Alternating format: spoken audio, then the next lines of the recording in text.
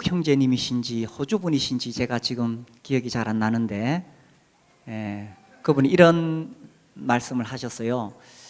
그 당시는 러시아 아니었죠. 그 전에 구소련이었을 때 이분이 거기에 방문해서 이제 집회를 인도하시고 또 말씀을 전하셨습니다. 집회가 끝나고 나서 서로 인사를 하는데, 이분은 이제 자연스럽게 악수를 하려고 손을 내밀었더니 이렇게 끌어안고 입을 맞추려고 그러는 거예요. 그래서 나한테 그렇게 하지 말라고. 근데 거기 있는 사람들은 다 자기들끼리 입을 맞추면서 인사를 나누더라는 거예요. 그래서 나한테 이렇게 하지 말라고, 우리는 악수를 한다고. 그러니까 이제 거기가 구소련 뭐 러시아인지 어딘지 거기 있는 이제 그 장로님이 말씀하시기를, 성경에 입맞춤으로 서로 문안하라고 되어 있지 않느냐. 그래서 우리는 성경대로 한다. 그렇게 이야기를 들었다고 하는 그런 간증을 이제 제가 들었었습니다. 이게 이제 문화적인 차이겠죠.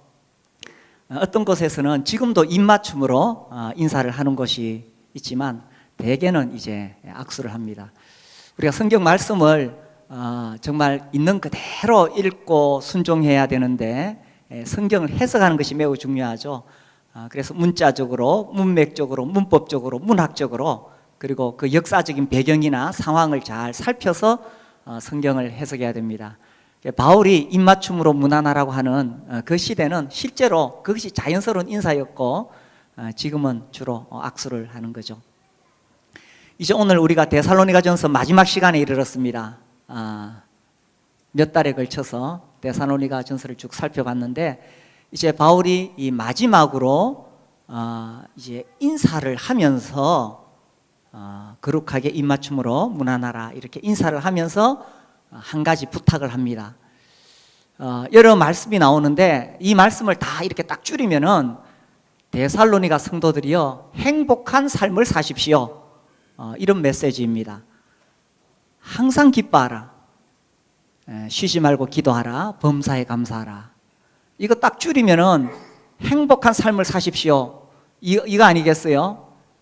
근데 이제 이런 배경을 생각해 보면, 우리가 데살로니가전서 쭉 살펴봤지만 정말 환난 가운데 있는, 예수님 믿는 것 때문에 고난을 받는 그들에게도 마지막 부탁을 할 때에 데살로니가 성도들이여 행복한 삶을 사십시오라는 것입니다.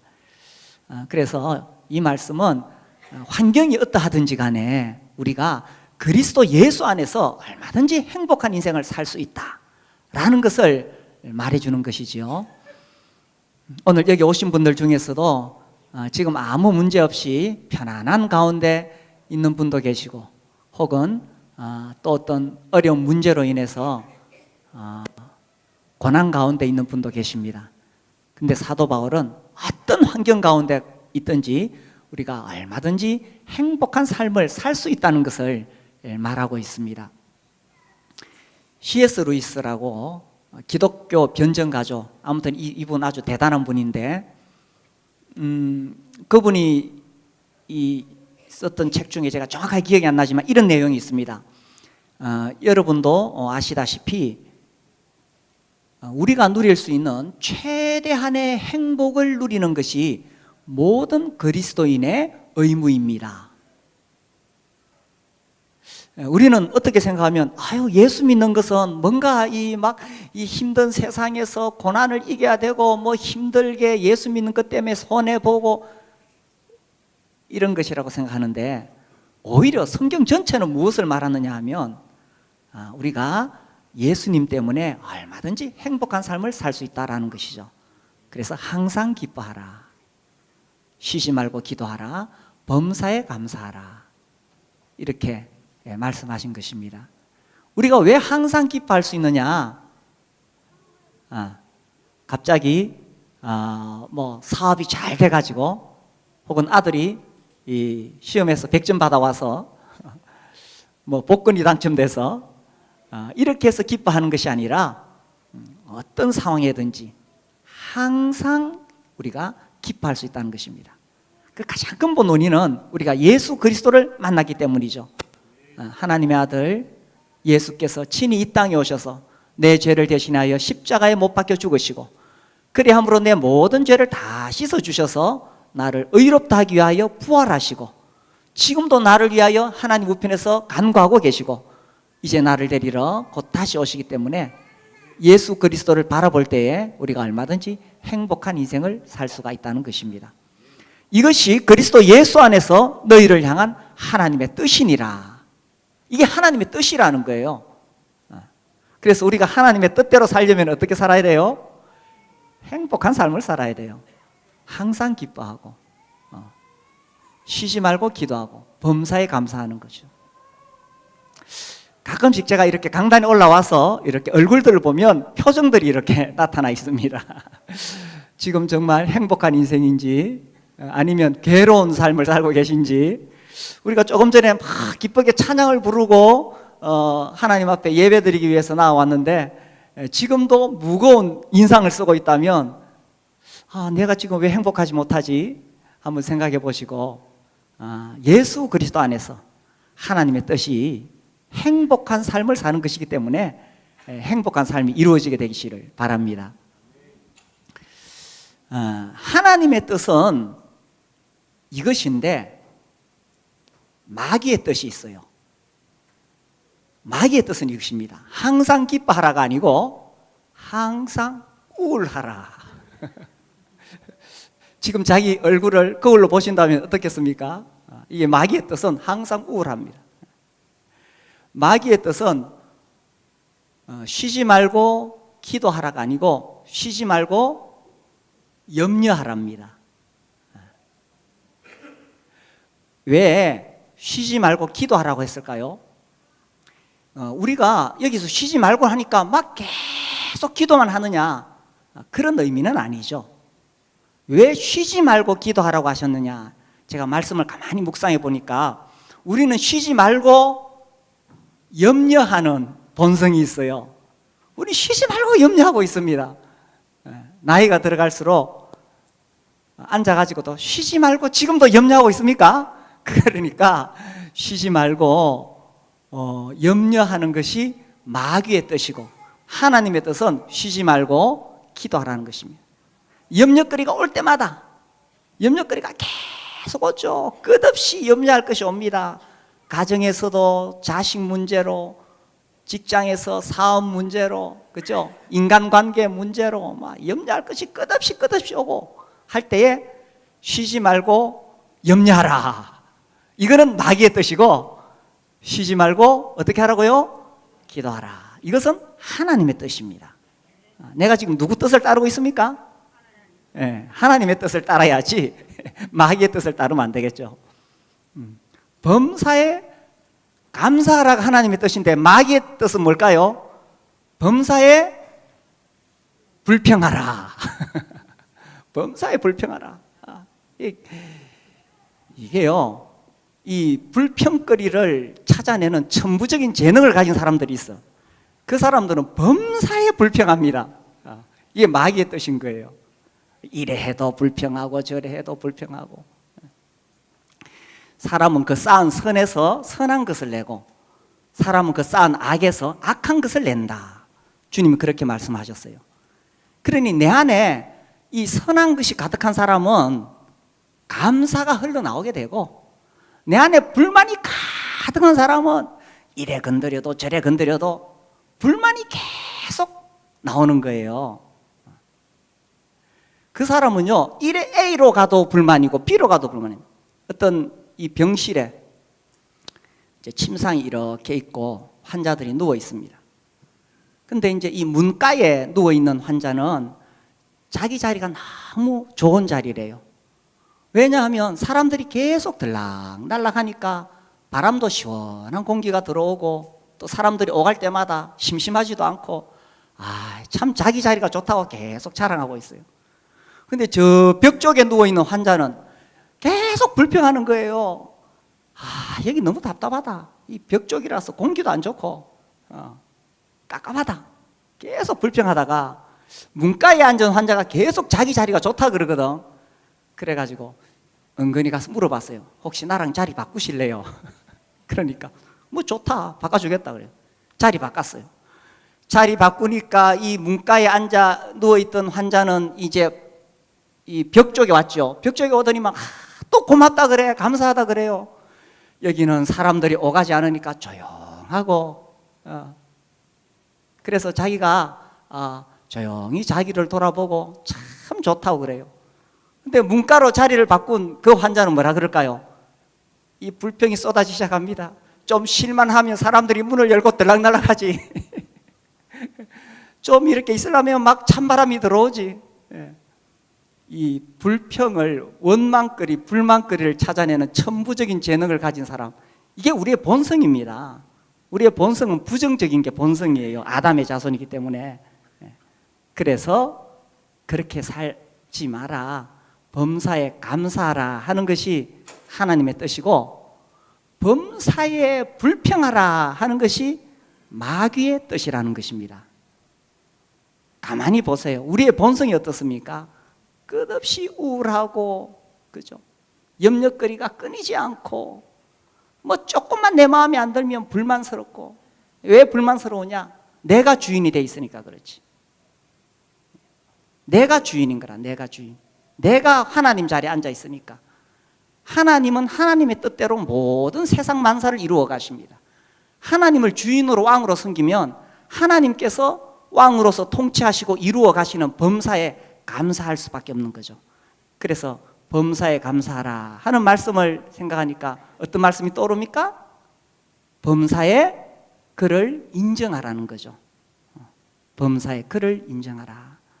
하나님을 인정하게 되면 세상 만사가 내 뜻대로 이루어지는 거 아니죠. 하나님의 뜻대로 하나하나 이루어져 가고 있을 때에 내가 감사할 수 있는 것은 범사에 그를 인정하기 때문인 것입니다. 자, 우리 하나님의 뜻 빌립보서 4장 말씀 보겠습니다.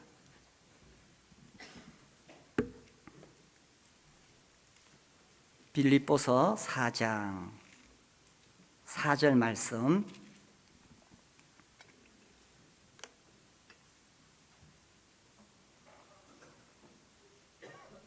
같이 한번 읽어볼까요? 4장 4절 시작. 주 안에서 항상 기뻐하라. 내가 다시 말하노니 기뻐하라. 그렇죠. 주 안에서 항상 기뻐하라. 좋을 때만 기뻐하는 것이 아니라 일이 내 원하는 대로 풀어지지 않더라도 기뻐하라. 주 안에 있으면 우리가 기뻐할 수 있다는 것입니다. 지금 내 생활 주변에 짜증스러운 일이 뭐가 있습니까? 자녀들이 애를 먹입니까? 아니면은 뭐 사업에 문제가 잘 안 풀어집니까? 그러할지라도 우리가 그리스도 안에 있다면은 우리가 주 안에서 항상 기뻐할 수 있습니다. 이 빌립보서도 참 의미가 있지요. 이 사도 바울이 이제 로마에 가택 연금 당했을 때에 기록했던 서신서입니다. 옥중 서신이라 그러지요. 그러니까 이 빌립보서는 바울이 어디 나가지도 못하고 집에서 가택 연금 당해가지고 옥에 있는 상태입니다. 옥중 서신이에요. 얼마나 갑갑하겠어요? 얼마나 답답하겠어요? 불평할 수 있는 그런 상황입니다.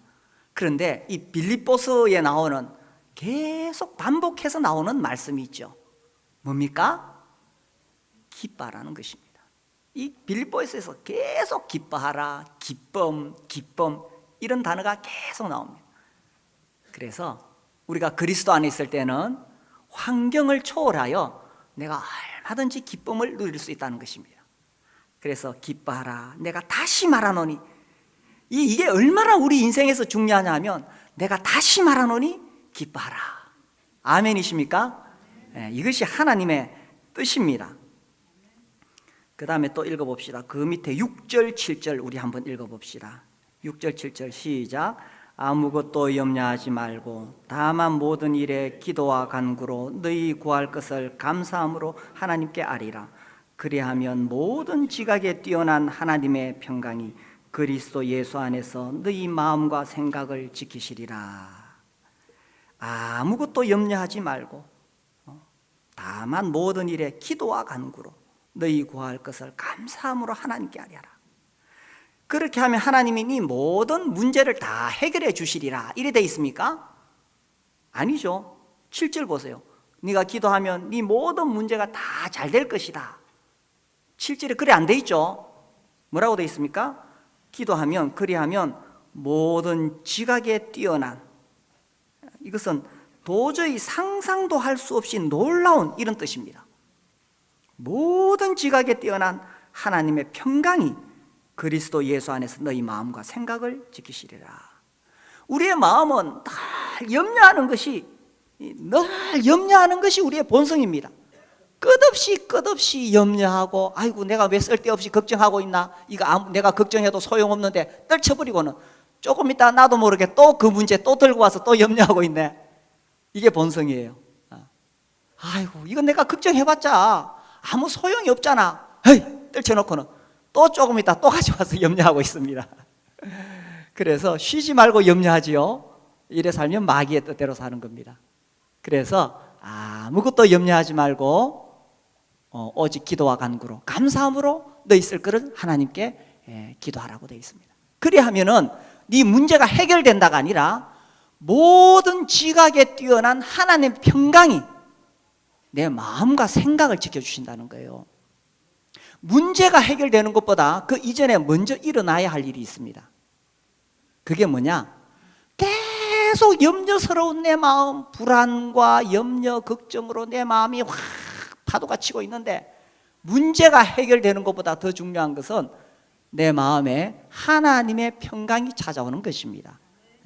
그래서 모든 지각에 뛰어난, 상상도 할 수 없을 만큼 놀라운 하나님의 평강이 내 안에 올 수 있는 비결이 뭐냐?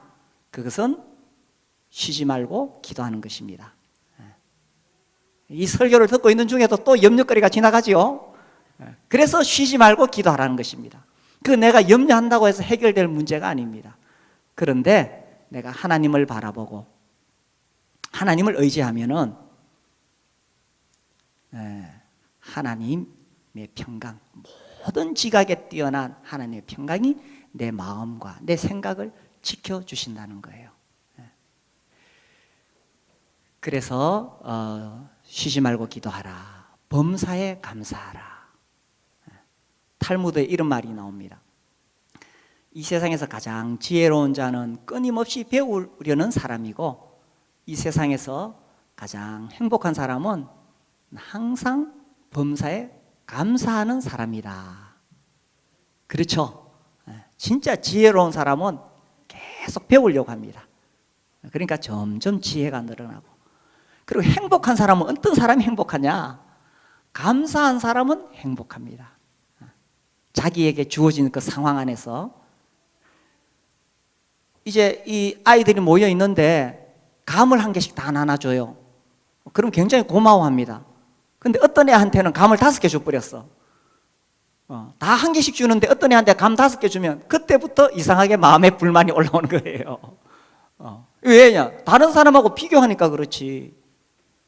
그러니까 남하고 비교하지 않고 내게 주어진 상황 안에서도 내가 얼마든지 감사할 수 있다는 것입니다.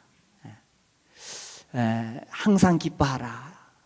이렇게 하나님께서는 우리가 행복한 삶을 살기를 바라시는데, 우리의 이런 기쁨을 빼앗아가는 것이 있죠. 우리 데살로니가전서 5장 15절 보겠습니다. 우리의 기쁨을 빼앗아가는 것, 대인관계의 문제입니다. 5장 15절 보시면, 삼가 누가 누구에게든지 악으로 악을 갚지 말게 하고 서로 대하든지 모든 사람을 대하든지 항상 선을 따르라. 누군가 나에게 상처를 주었을 때 내가 그 때문에 기쁨을 잃을 수 있어요. 내가 보복해야지, 이런 마음이 있으면 기쁨을 잃어버릴 수가 있습니다. 그런데 15절 보니까 악으로 악을 갚지 말게 하고 선을 따르라. 이렇게 하면 우리가 기쁨을 빼앗기지 않을 수 있다는 것입니다. 우리가 하나님 앞에 서 있으면 누가 뭐라고 하든지 흔들리지 않을 수 있다는 것입니다. 골리앗이 누구하고 싸웠습니까? 그렇게 대답해 주기를 기다렸습니다. 그런데 사무엘상 17장 읽어보면 다윗이 골리앗하러 싸우러 나갈 때에 싸움을 지가 직접 안 하려 그래요. 누구하고 싸움을 붙입니까? 너는 창과 단창과 뭐 칼로 나아거니와 나는, 다윗이 말하길, 나는 만군의 여호와 하나님의 이름으로 네게 나아가노라. 지금 싸움을 누구하고 붙이고 있는 거예요? 그렇죠. 골리앗하고 하나님하고 싸움을 붙이는 거예요. 지가 나가봤자 이 도저히 그 거인 골리앗을 이길 수가 없거든.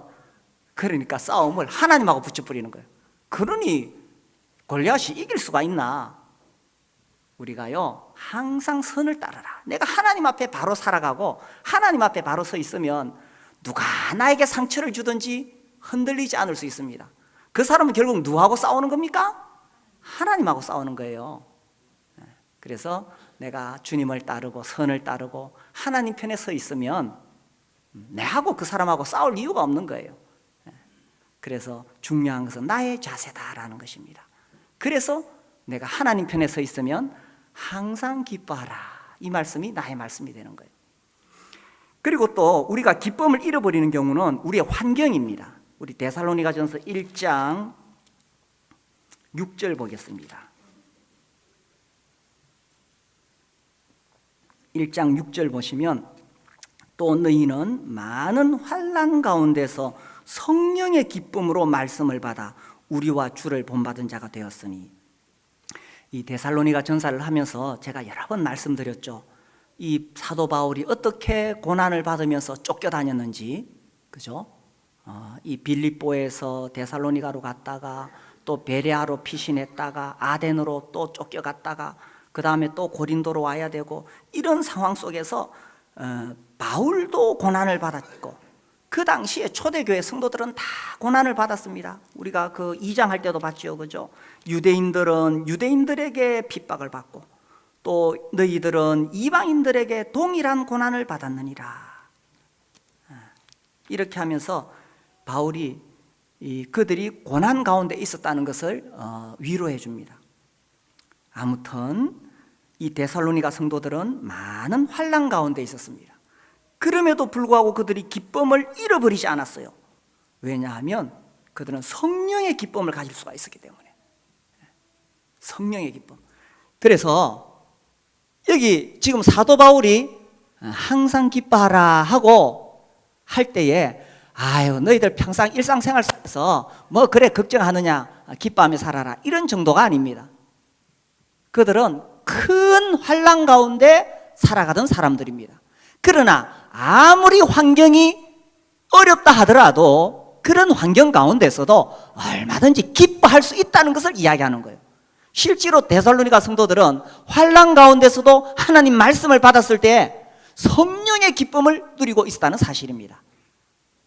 그렇다면 지금 내가 처해 있는 형편이 어떠하든지 간에 우리는 항상 기뻐할 수 있다는 것입니다. 아멘이십니까? 네, 항상 기뻐하라. 쉬지 말고 기도하라. 네, 범사에 감사하라. 제가 이렇게 자료를 찾아보니까 존 스토트는 또 이 부분을 약간 다르게 해석하는 부분이 있는데, 저는 거기에 다 동의하지는 않지만 이분은 이렇게 해석합니다. 이 전체적인 문맥을 볼 때에 그 위에 교회 안에서의 관계가 나오고 그 밑에 기뻐하라, 또 기도하라, 감사하라가 이 동사가 다 복수로 쓰여져 있어요. 그러니까 이것은 어떤 개인에게 주는 권면이기 전에 예배를 의미한다, 이렇게 또 해석을 했습니다.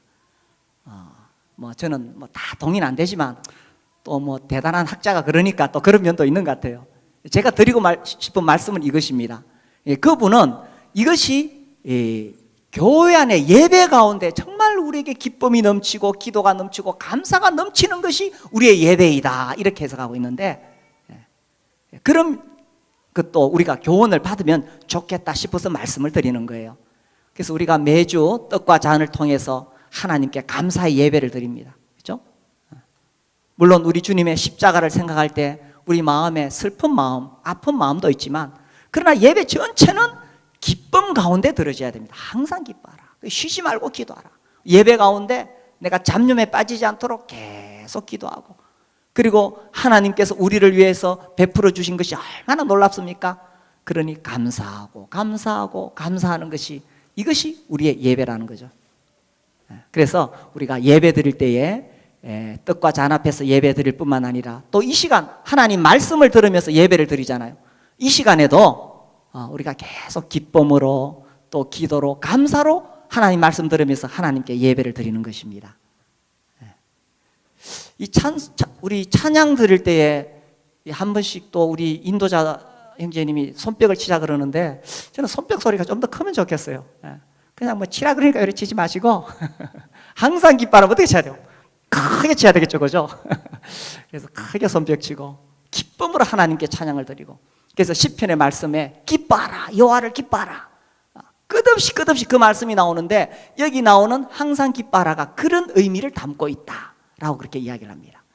그래서 우리가 예배 드릴 때도 정말 기쁨으로, 심지어 예배 드릴 쫓아 교회 와가지고 항상 우울하라, 쉬지 말고 염려하라, 범사에 뭐 불만을 품어라, 심지어 예배 드리러 와서까지 그런 인상을 쓰고 있으면 안 되겠죠.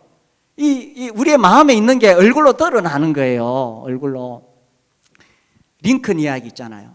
어떤 요직에 어떤 인물을 추천했습니다. 링컨이 그 사람 안 된다 그랬어요.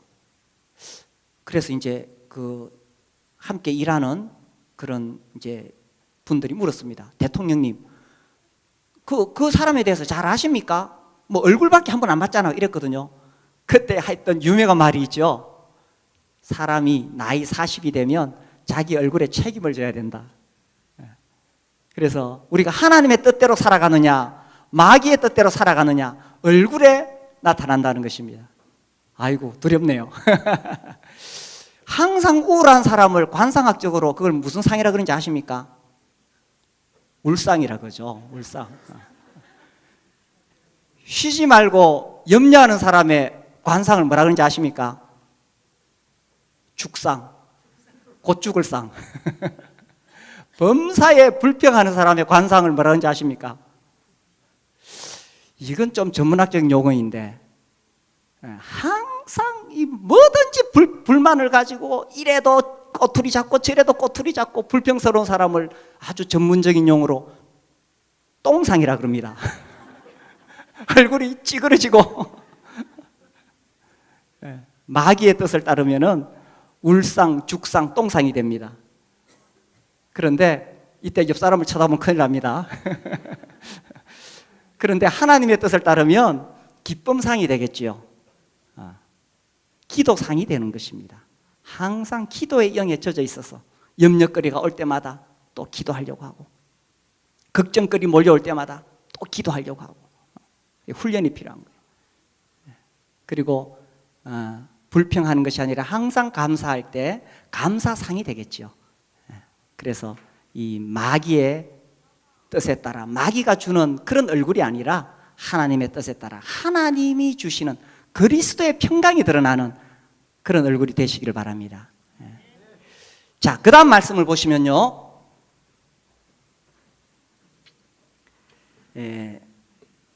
성령을 소멸하지 말고, 예언을 멸시하지 말고, 범사에 헤아려 좋은 것을 취하고, 악은 어떤 모양이라도 버리라. 이렇게 되어 있습니다. 성령을 소멸하지 말고, 예언을 멸시하지 말고. 이걸 보니까 무슨 막 신비한 어떤 뜻이 있는 것 같죠. 여기 나오는 단어들이 그런 느낌을 줍니다. 그런데 이걸 너무 그렇게 신비하게 해석할 필요 없어요. 그냥 문맥상 쭉 보면 성령을 소멸하지 말라. 결국 성령의 뜻을 따를 거냐, 악령의 뜻을 따를 거냐, 그겁니다. 성령의 뜻은 뭐겠어요? 성령의 뜻은 우리가 항상 기뻐하고 쉬지 말고 기도하고 범사에 감사하고, 이게 성령의 뜻인 거예요. 이 하나님의 뜻을 따라 성령께서 우리 마음속에 그런 마음을 불러일으키신다는 것입니다. 하나님께서 이렇게 우리 안에 그런 마음을 불러일으키실 때에 그것을 소멸하지 말라. 이 소멸이란 말은 빛이 비추일 때에 혹은 불이 타오를 때 그걸 자꾸 찬물 끼얹어가지고 끌라 그러는 거죠. 그렇게 하지 말고 성령께서는 항상 하나님의 뜻 가운데 나로 하여금 기쁨을 가지게 하고 기도하게 하고 감사하게 하시는 것이 성령이 나에게 주시는 마음인데, 그런 마음 주실 때 그걸 소멸하지 말라는 거예요. 악령, 마귀의 뜻은 뭐냐? 끝없이 우리를 불안하게 하고 우울하게 하고 염려하게 하고 분노하게 하고 미워하게 하고 내가 받은 상처 계속 곱씹도록 만들고, 그래서 점점 얼굴이 죽상 동상으로 변하게 하는 것. 이게 마귀의 뜻을 따르는 악령이 주는 것인 겁니다. 그래서 성령을 소멸하지 말고 성령께서 내 안에 일한 하나님의 뜻을 불러일으킬 때에 그것을 그대로 거부하지 말고 받아들이라는 것입니다. 성령을 소멸하지 말고 예언을 멸시치 말고. 이제 성경이 기록되기 이전에는 예언자들, 선지자들이 있어서 하나님 말씀을 전했습니다. 그래서 그들이 전하는 하나님 말씀을 잘 받아들여라, 그런 의미이고, 이 성경이 다 기록된 다음에는 하나님께서 하나님의 대리인, 하나님의 종들을 통해서 하나님 말씀을 선포하게 하십니다. 오늘날의 예언자, 내가 하나님한테 말씀 받았다 이러면서 엉뚱한 소리 하고 다니면 안 되고, 오늘날의 예언자는 하나님 말씀을 읽고 연구해서 그 하나님 말씀을 대언하는 것이 예언자의 역할입니다. 그 예언을 멸시하지 말고, 이 시간 우리 교회에서 강단을 통해 전해지는 하나님의 말씀 뭡니까? 하나님의 뜻을 이루는 삶을 살라는 것입니다. 하나님의 뜻, 이것이 그리스도 예수 안에서 너희를 향하신 하나님의 뜻이니라. 항상 기뻐하고 기도하고 감사하는 그런 말씀이 들려질 때에 멸시하지 말라는 겁니다. 아우, 나는 그래도 걱정거리가 많아요. 난 그래도 인생이 우울해요. 왜냐하면 정말 예수 그리스도를 만나지 못했다면 우리가 인생을 그렇게 살 수밖에 없습니다. 그러나 진짜로 예수 그리스도를 만난 분이라면, 정말 이 안에 성령을 모신 분이라면 우리가 얼마든지 기뻐할 수 있습니다. 정말 우주 만물을 통치하시는 그 하나님이 내 인생의 왕이라는 사실을 내가 인정한다면 내가 범사에 감사할 수가 있다는 사실입니다. 그래서 성령을 소멸치 말고 예언을 멸시하지 말고, 그 다음에 악은 범사하려 좋은 것을 취하고 악은 모양이라도 보여라. 이것도 간단한 거예요. 이게 굉장히 심오한 의미 물론 있겠지만, 긍정적인 시각으로 모든 것을 바라보고 부정적인 것은 모양이라도 버려라, 그런 뜻이에요. 그래서 우리가 부정적인 시각으로 보게 되면 항상 우리 인생이 우울할 수밖에 없는 겁니다. 똑같은 상황도 내가 어떤 시각으로 보느냐가 중요한 거예요. 만사가 우울하고 염려스럽고 불만스러운 것은 부정적인 시각으로 보니까 그런 거죠. 링컨의 어머니가 그런 이야기 했던가요? 부정적인 사람하고는 상종을 하지 말라 그랬어요. 왜냐하면 나도 그 영향을 받아서. 이게 묘한 거예요. 부정적인 것은 이 독소가 들어있는데, 이 부정적인 사람을 통해서 그 독소가 나한테 딱 들어오면 요게 언젠가 여기에 남아있다가 그게 독소로 다시 드러나오게 되는 것입니다. 그래서 부정적인 사람이 아니라 긍정적인 사람을 만나고 이렇게 긍정적인 메시지를 듣고 항상 기뻐하라, 쉬지 말고. 오늘 메시지 들으니까 마음에 풀어지잖아요. 그러니까 긍정적인 시각으로 바라보고 긍정적인 사람을 만나고 긍정적인 메시지를 듣고 그렇게 살아라 하는 것입니다. 그 다음 말씀 볼까요? 자, 또 데살로니가전서 이제 한 번 더 강조합니다. 우리 주님의 다시 오심에 대해서. 23절, 평강의 하나님이 친히 너희를 온전히 거룩하게 하시고 또 너희의 온 영과 혼과 몸이 우리 주 예수 그리스도께서 강림하실 때 흠없게 보존되기를 원하노라. 자, 이 말씀, 이 안에도 참 심오한 말씀이 담겨 있겠죠. 여기서 영과 혼과 몸이 무엇이냐, 이 가지고 또 신학자들은 2분법이니 3분법이니 싸우고 그럽니다. 우리는 그런 거 별로 고민할 거 없습니다. 여기서 중요한 단어는 거룩입니다. 거룩하게 하시고, 이 거룩은 내가 예수님 믿을 때에 하나님께서 예수님 피로 나를 이미 거룩하게 해주셨습니다. 그래서 우리가 히브리서 10장 10절에 보면 거룩함을 얻었노라, 이미 거룩함을 얻었다고 되어 있습니다. 그리고 이 거룩함이 내가 거룩해져서 거룩함을 얻은 게 아닙니다. 하나님의 선언입니다. 칭의라 그러죠. 근데 진짜로 내가 거룩해지는 날이 있습니다. 언제입니까? 내가 완전히 거룩해지는 날이 있죠. 언제입니까? 예수님이 다시 오시는 날. 내가 천국 가는 날에는 완전히 거룩해집니다. 근데 그때까지가 문제입니다. 그때까지 내 삶 속에서 정말 이 거룩함이 이루어져야 되는데, 그래서 이 성화의 비결을 해가지고 뭐 로마서를 연구해야 되고 우리가 다 공부해야 됩니다. 그런데 이 우리의 삶 속에서, 실제 삶 속에서 거룩함이 이루어지는 것이 어떻게 표현되느냐? 복잡하지 않습니다. 이게 우리의 삶 속에서 거룩함이 이루어지는 거죠. 뭡니까? 항상 기뻐하는 것이요, 그죠?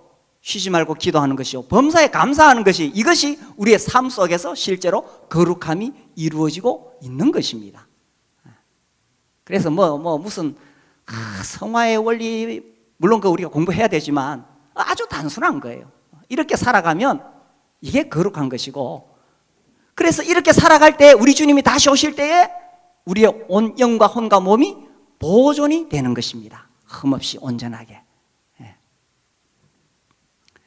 이 2분법, 3분법 그랬는데 뭐 영, 혼, 몸이다, 뭐 영혼과 몸이다 이래가지고 뭐 논란이 있습니다. 근데 사실 영과 혼과 몸이 이게 분리되어 있는 게 아니죠. 이게 다 하나로 연결이 되어져 있습니다. 그래서 우리의 영과 혼과 몸이 함께 그리스도 안에서 보존이 되는 거예요. 몸도 마찬가지라는 겁니다. 가이드포스트지에 실리고 나서 우리나라에 소개된 아주 기적 같은 이야기가 있는데, 그 일본에 가와가미 기이치라는 해군 장교가 있었어요. 이 사람이 이제 2차 대전 끝나고 나서 고향에 돌아오니까 뭐 다 잃어버렸죠. 패전한 일본에. 그리고 동네 사람들이 다 자기를 손가락질 하는 거예요. 당신들 때문에 우리나라가 이렇게 되었다. 이 사람이 막 속에서 불만이 올라오고 화가 치밀고 이렇게 하면서 몸이 점점 굳어져 가기 시작했습니다. 그래서 꼼짝도 못하고 침상에 들어 누웠어요. 그때에 이 정신과 의사인 후치다라는 사람을 만나게 됩니다. 그가 묻습니다. 기치 선생, 낫고 싶으세요? 예, 낫고 싶지요.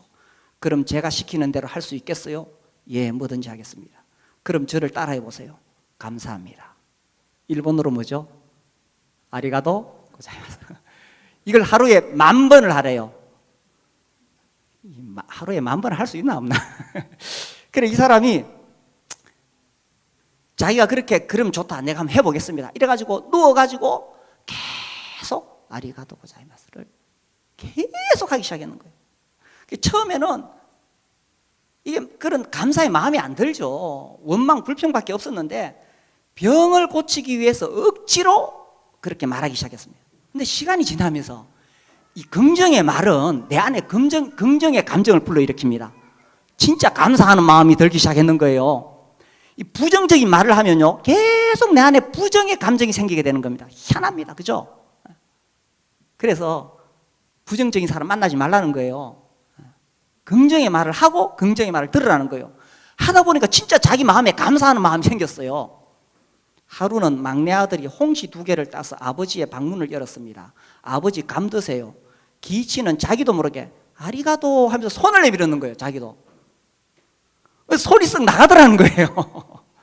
그때부터 이제 손이 풀리고 또 몸이 풀리고 다리가 풀리고 이렇게 해서 꼼짝할 수 없었던 손이 놀랍게도 움직였던 것이다. 손에서 일어난 기적은 그 이후 팔, 다리 등 몸 구석구석까지 이어졌고 굳어있던 몸의 이완은 마치 감사의 주문에 의해 마법이 풀리듯 온몸으로 퍼져나갔습니다. 라는 가이드 포스트지에 실린 오래된 글이 있습니다. 범사에 감사하라. 하나님은 우리가 행복한 삶을 살기를 원하시는 거예요. 행복한 삶을 살기를 원하시는 거예요. 그러니까 범사에 감사하라. 한때 우리나라에 이상구 박사가 오셔가지고 뭐 이야기했어요? 엔돌핀. 그래서 엔돌핀이 나와서 막 우리를 건강하게 한다 그러는데, 최근 의학계에서는 또 다이돌핀 이야기하죠. 그죠? 우리가 감사하고 감동받고 기뻐할 때 이 다이돌핀이 나오는데, 이것은 엔돌핀의 4,000배 효과를 가지고 있다 이렇게 합니다. 그래서 항상 기뻐하라. 하나님 우리가 정말 행복한 삶을 살기를 바라신다는 거죠. 항상 기뻐하라. 쉬지 말고 기도하라. 그렇게 사시겠습니까? 예, 그럴 때 하나님 이 주신 이런 행복한 인생을 통해서 우리가 하나님께 영광을 돌릴 수 있게 될 것입니다. 예, 그 뒤에 마지막 읽고 끝냅시다. 24절 너희를 부르시는 이는 미쁘시니 그가 또한 이루시리라. 저는 이 말씀이 너무 좋습니다. 너희를 부르시는 이는 미쁘시니, 우리를 부르신 하나님은 우리가 믿을 수 있는 하나님이신데 그가 또한 이루시리라. 누가 이룬다는 거예요? 하나님이 이루신다는 것입니다. 우리의 신앙, 우리의 인생, 하나님께서는 이렇게 우리가 정말 기뻐하고 기도하고 감사하는 인생을 살기를 하나님 편에서 적극적으로 원하신다는 것입니다. 내가 거절하지만 않으면, 내가 거부하지만 않으면 그리스도 안에 있는 자는 이렇게 행복한 삶을 살 수 있다는 것입니다. 내 의지로 억지로 하는 것이 아니라 하나님이 이루시리라. 그가 이루시리라. 그래서 하나님의 뜻이 이루어지는 그런 삶을 사실 수 있게 되기를 바랍니다.